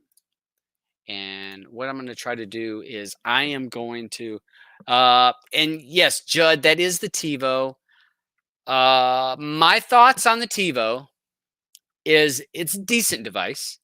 For $50, sure, it's worth $50. Hey, Tara. Hey, what's up? Hey, does the TiVo have some issues? Yes. Does it need some firmware updates? Yes. But it's brand new. So if you're okay with waiting out and waiting for the updates and this and that, then it's fine. I do like the aspect of it having expanded option for with the USB-C on the side, where you're able to add extra hard drive space. I think that is a plus. But I don't like that. I think that it's not quite perfect. I know I've seen some people complaining about flickering in the 4K. To be honest, I haven't used it this week. I was working almost every day. I didn't have any time to mess with it. So I can't say that if I've seen the flickering in 4K, but I know that some people have complained of that on some of the groups that I've been in. Yes, the buttons can be, remote buttons. You can use the remapper.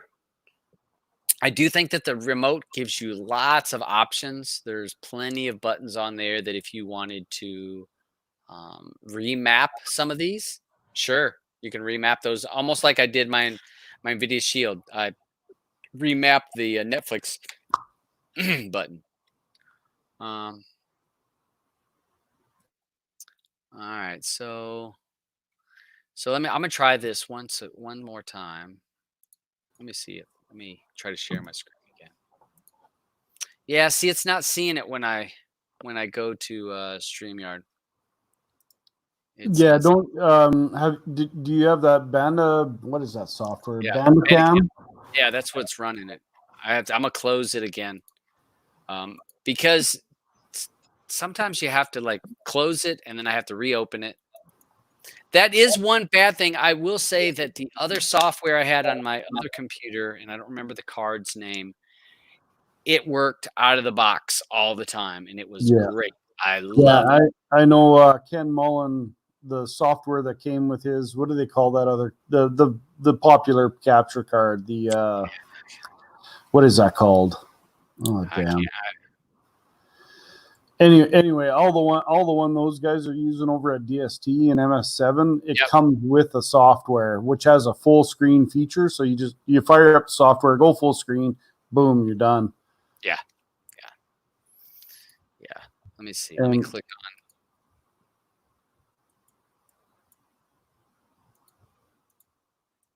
on.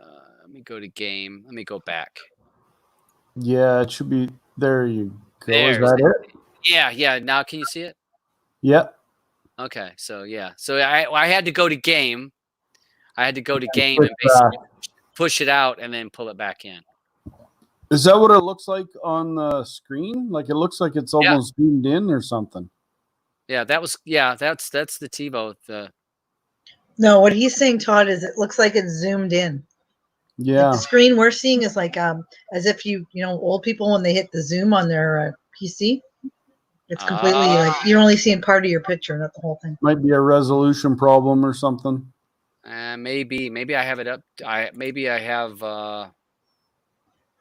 full screen. Yeah, I don't know. I don't know. Maybe it's because I have those are recording settings. Oh, let me look at what you guys are seeing.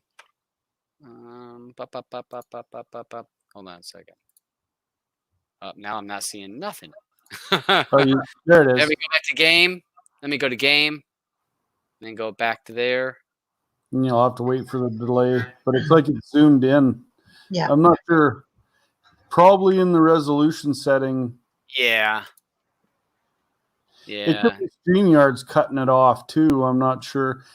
I mean, if you want to cheat, you can go switch your camera to the capture card, and then you don't have to use the software. But then you can't talk beside it. You'll just see us beside you. Yep.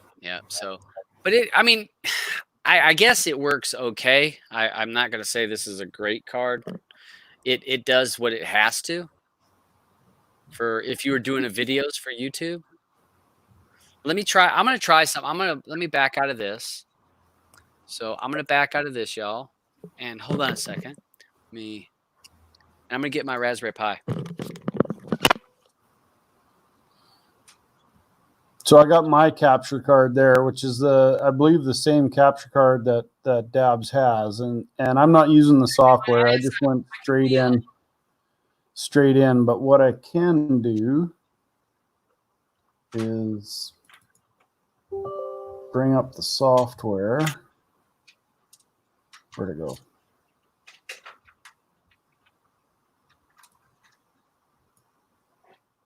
And I go here. I could tell TK was checking my ass out and it got hot. Yeah. No, Yeah. honey, that was me. He was Oh, showing okay. us his capture card.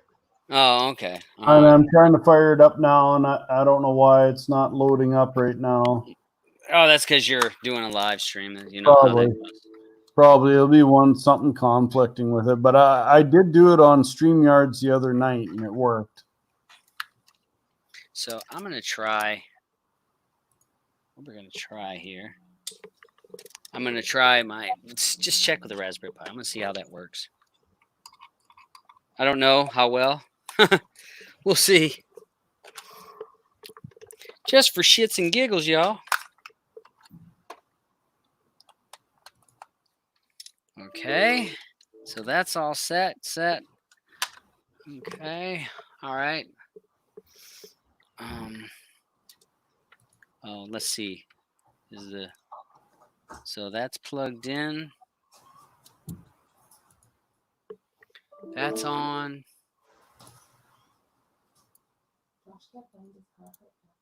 Oh, I got to do the Bandicap thing, don't I?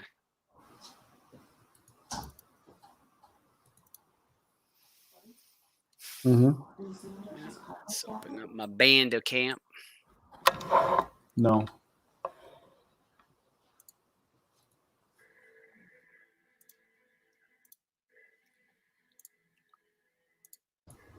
Sorry about that, guys. I forgot to mute.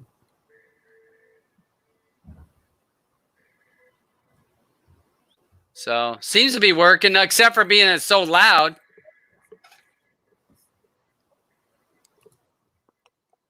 I think it's still zoomed in though for some reason.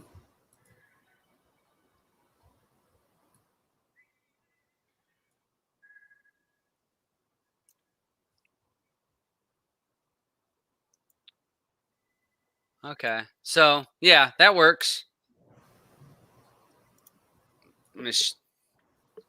All right. That's enough of that. That's enough of that. God, so loud in my ears. Well, so that was my Raspberry Pi plugged into it. You did notice that it was glitching on the sound. Did you hear that as well as me? I heard it on Bandicoot as well. When I was playing a movie through it, I could tell it was glitching. Yeah. So yeah, we got to find some better software. Yeah, looking like it. But for $99, if you're somebody that wants to hook up an Android device or Raspberry Pi or some of these lower end Android boxes, it works. Now, didn't you tell me that you were able to do it, but you had to use another HDMI plug with the Android or with the Fire TV or something?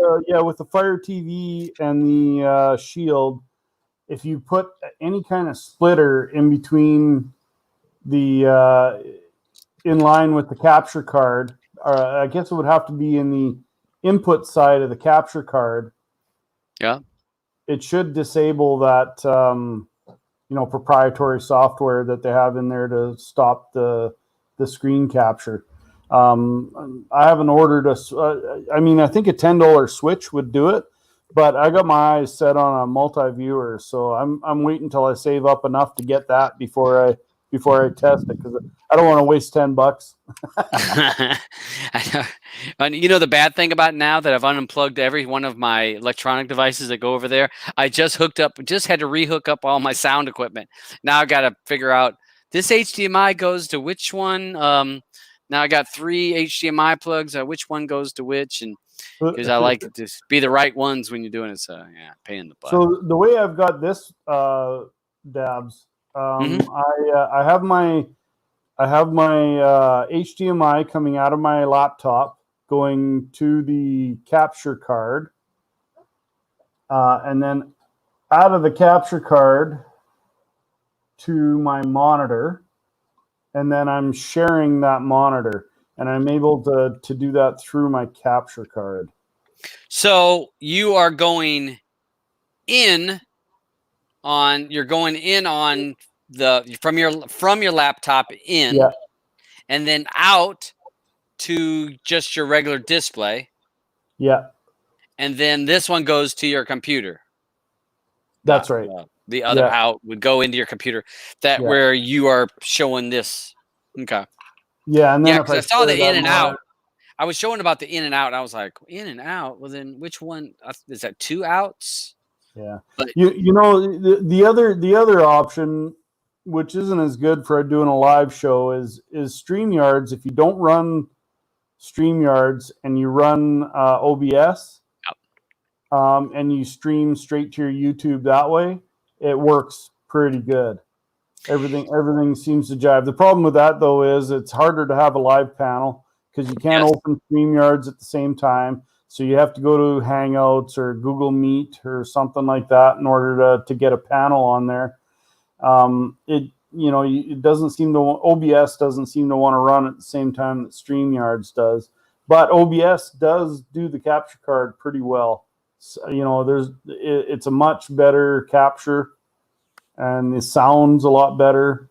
And of course, you can do a lot more with it, but it's a lot more work to set up too. Fire Guru, he has a thing in here that says he has color zip ties to tell both ends of your HDMI. So that would be very smart.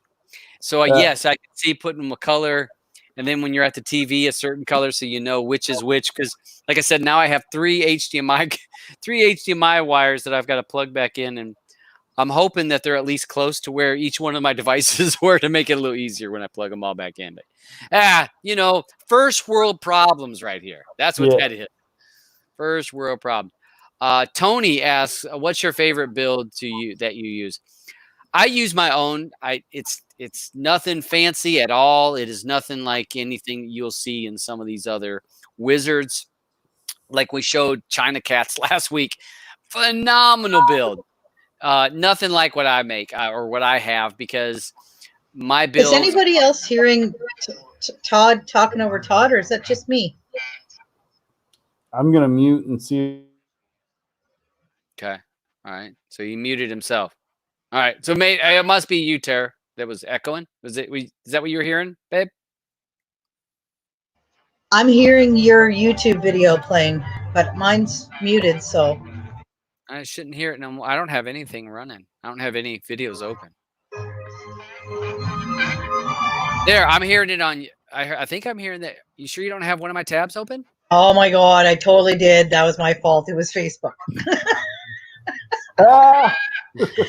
Oh, I didn't realize it was running too, because I had the YouTube open and StreamYard open, and I went to see if anybody was commenting on Facebook. Sorry, that was totally all me. I can't believe you guys didn't hear that the whole time, though. One of those she who smells it first. Yeah, yeah. I'll take full onus on that. That was all me. That's cute. So yes, Tony, I have a simple build. There's nothing even close to what Diggs is doing, or what China Cat or Noir or the Green Monster. I mean, there's so many of those other builds that are doing way more than me. My build is so simple. It's got probably 4 video add-ons in it, maybe 5 at the most. It's probably 5 video add-ons in it. I only use 2.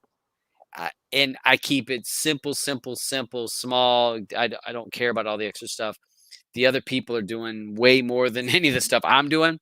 And if you want my build, again, it's nothing special. It's on debutcher.org/repo. You can get my wizard that way. But yeah, there's people doing so much more than what I do. But if you're wanting fast and efficient and not wanting a lot of add-ons, you may find that my build works for you, because I don't put a lot of extra stuff in it. I just want what I'm needing. No widgets, no widgets, none of that crap. So that's just me. Oh, one of the other things I was going to mention is on that NIX, if you have a USB-C it gives you a cable for that. So if you're a USB, the USB-C, it does offer that. Terror's back. Sorry about that. No worries. But that's all I got going on. I don't know if you guys have any folks. Hey, Yo-Yo.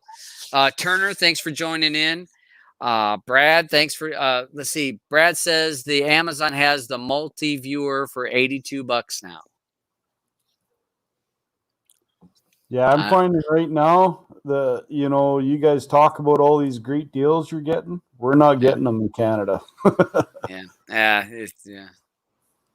I guess I should have waited a little while for mine, but whatever. Alban said one thing. He brought up a thing. Are you going to talk about Kodi 18.7? Is it worth it? I'll speak for me. When I look through the change notes or the change log or the release notes, I didn't see anything in there that was, oh yeah, I've been looking for that. Or, hey, it's been falling short. Kodi's been falling short because it needs that update. Maybe some of the things that was on that change log are important to some people, but I didn't see anything in it. Tara, did you see anything in there that seemed interesting for you? I updated, I think it was on Ken's show. I updated one of my master skins, which has a build on it. And I think I did one fresh install right now of a base build with it on it. I can tell you my skins work on it, and I can tell you a lot of add-ons are working on it, and I can tell you that I don't notice a damn bit of difference. Yeah, if you go through and read the release notes, it's a lot of small little fixes that were. And again, if you go to, it's on the Kodi.tv site / I don't want to say release notes, it's something else. But you can read what are in the updates. I didn't, looking through it, if someone said something about tracked, all right, when I read the thing that there was a fix for watched, it said the icon was fixed for watched items. It says for the X Touchy or S Touchy. What's the Kodi touchscreen? Yeah, I think it's a touchy. The skin. Yeah, Sure. There was a fix to that skin for watched things that you've watched. I've never used that skin, like not even once. No, Yeah, nobody I know used it. Even on a touch screen, I'd rather have estuary than that S touchy, thing. Even on a touch screen, it's not as nice as estuary for sure. Yeah. So I'd have to say, is it something that people need to get? No. I don't see anything in there that makes my experience any better. But at the same token, if you auto update to it, don't worry about it. Yeah, because what's going to happen if you're done through the Google Play Store, say you have an NVIDIA Shield, and 9 times out of 10, you're going to have auto updates on. So it's going to automatically give you 18.7, which will probably, you won't even know the difference except for at the beginning, it's going to say 18.7 instead of 18.6. If you find that you start having some issues with your build's giving you some issues, what I would suggest is uninstall Kodi, then install whatever wizard that's the wizard of your choice, install that and reinstall the build so that 18.7 didn't just overlay 18.6. If you find that there's an error, there's some issues, wipe 18.6, download 18.7, and then install the build, and you may not have the issues of the upgrade. But not to say that there is issues, just saying if you run into problems, that's what I would suggest. What do you guys think? Definitely. Yeah, so I just know that sometimes when things updates stack on top of each other, sometimes you get problems. I will say Shadow. We usually talk about Shadow on this day. There really wasn't that many big updates that I can think, except for he added some more free scrapers. So if you do not have real Debrid, Shadow does give you some results. You get the unchecked Debrid, and you can pull. It's I think 3 sources, 3 server scrapers. So not a lot, but gives you an opportunity. That was another thing when I was thinking of Shadow. He has so many updates. if you start having issues with Shadow, what I would suggest is uninstall Shadow, remove the user data information. So clear the add-on and the user data add-on. I would go into whatever wizard that you're using. You're using a build of some sort and do the maintenance tools, clear the cache, reboot Kodi, and then reinstall Shadow. Because sometimes I have seen because there's been so many updates of Shadow, just one day after another, that there is like ghost in the machine. It's not really an error in the standalone add-on, but stacked on other add-on updates, it's caused a problem. So I would just give that advice. That's what I have. Tara, do you have anything to finish up? And we'll roll out of here. Look, we're going to be out of here less than 2 hours. Woohoo! Oh, man, I'll mention the Pay It Forward. If you guys don't know what that's about, check out me, Mod, MS7 YouTube channels. It's all over there. Thanks for everybody coming out on the chat here. Thanks for letting me on the panel, Dabs, and stay deadly. Awesome. Miss Blue, my dear. I got nothing except to say I make fucking fantastic fish tacos. That's all I got to say. First time ever, and they were delicious. I'll have something to say at the end of the show after we're over. So what's a good maintenance tool? If you're using a build, most likely in the wizard, 99% of the builds out there have a wizard. 99% of them have a maintenance section, and they have tools in there. Even if you don't use somebody else's build, you can download a wizard and actually like if you have the crew or whatever, everybody's got wizards. You can grab the wizard, but not grab their builds that they have. Just use the wizard for maintenance. Exactly. And just use that use the maintenance tool. So she's exactly right. You don't have to use the builds, but you can actually use the wizard, and it has maintenance. If you look at the tabs, one of them's going to be maintenance, and it's going to have clearing the cache, and it's going to have a whole bunch of other advanced settings or all kinds of stuff if you want to mess with it. But check that out, and just to keep your stuff right. Aubin, thank you very much for reminding me, because Wednesday, in case you guys are not aware, we have a show. Player Pass, and this week it is going to be Capernan. Am I correct on that? Capernaum, I think. Yep. Capernan and Scoob are the two movies that we have to watch. With an exclamation point at the end of it. The brand new Scoob. And Capernaum, Aubin has been a viewer, and he's jumped on numerous shows, and so he got to pick this week. So he's able to jump. So he was able to pick the movie, the throwback movie. So that's a foreign movie. You've got to do some reading on that, but I think that it looks really good. So Wednesday, 5 p.m. Eastern, 10 p.m. UK time, we will be doing Play or Pass. I think that movie that he chose was, if I'm not mistaken, was like 9.5 on IMDb. So yeah, it had yes. It very, very rare to see that nowadays. Yeah. Look at Redneck said Ruby Doo. Yeah. Hey, Dad, if I could interrupt for just a second. FTG, you're in the newbies Kodi Telegram group. Just find me in there and DM me, and I'll let you know where you can go.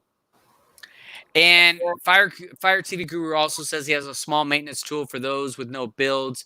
Fire Guru, I don't remember if I have your URL off the top of my there.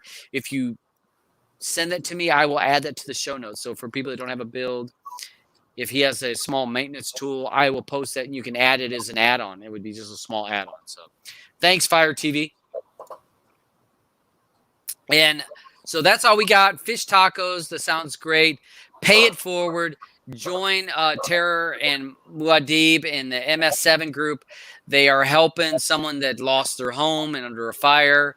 So join the chat. I know that they have some giveaways going on. So look to join that. I will add that in the show notes. so that you guys can join that Telegram group if you're wanting to. I know you guys are having a bunch of giveaways. Yeah, I'm not 100% involved. I try to support where I can, but yeah, there's some device giveaways, there's some service giveaways, there's some real Debrid giveaways. It's all going down. Okay, so yeah, we'll look for. I will add those things, and again, those are going to be in the show notes, folks. So just click on the more. Give me a day to add that because sometimes I don't get the information right away, and YouTube holds this for about an hour and a half before it actually goes to where I can make edits to it. I should correct myself too. Yes, there are some device raffles, and there are some service raffles, and there are some real Debrid giveaways. I should probably correct that. Sorry. Okay. Awesome, but it's there to help someone that's in the Kodi community that lost their home under a fire. So that's what the cause is. So thanks for everyone joining. Thanks again for Nemzzy who joined the show to talk about some different stuff. Try to quell some rumors and talk about some of the new items that he's got going on in his repo and his add-ons. And you decide if those add-ons work for you. You decide whatever add-ons we show on this show, you decide what works for you.